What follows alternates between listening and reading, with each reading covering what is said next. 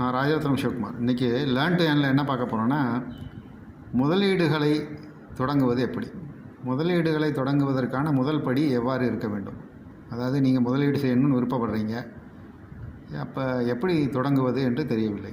அதாவது உங்களுக்கு மாத சம்பளம் ஒரு தொகை இருக்கும், அதே போல் மாத செலவு எவ்வளவு ஆகிறது என்பது தெரிந்திருக்கும்.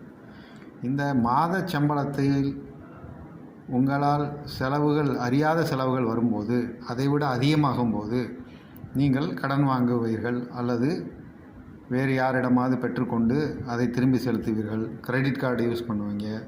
ஸோ இதெல்லாம் செய்வீங்க. ஸோ இந்த முதலீடுகளை தொடங்குவதற்கு முன்னால் நமக்கு அன்றாட மாத செலவுகளை நாம் செய்வதற்கான பணத்தை சேர்த்து கொள்ள வேண்டும். இதுவே முதலீடின் முதல் படியாக இருக்கும்.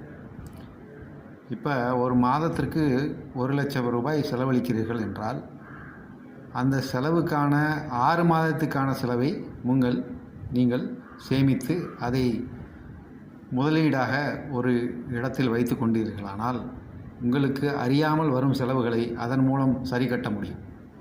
எனவே முதலீடு செய்வதற்கான முதல் படி, நீங்கள் மாதாந்திர செலவு செய்யும் தொகையை காட்டிலும் 3 மடங்கோ 6 மடங்கோ அல்லது ஒரு வருடத்திற்கான தொகையோ சேர்த்து கொண்டால் நீங்கள் முதல் படியை அடைந்து விட்டீர்கள். முதலீட்டுக்கான முதல் படியை நீங்கள் செய்துவிட்டீர்கள். அதன் பிறகு நீங்கள் முதலீடு செய்வதற்கான அடுத்த படியை தொடரலாம்.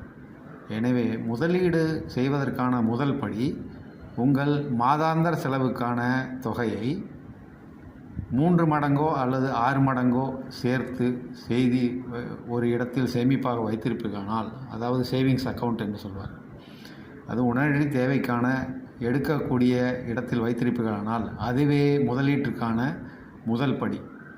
இதை செய்துவிட்டாலே நீங்கள் முதலீட்டாளராக முதல் வெற்றியை பெற்றுவிட்டீர்கள் என்று அர்த்தம்.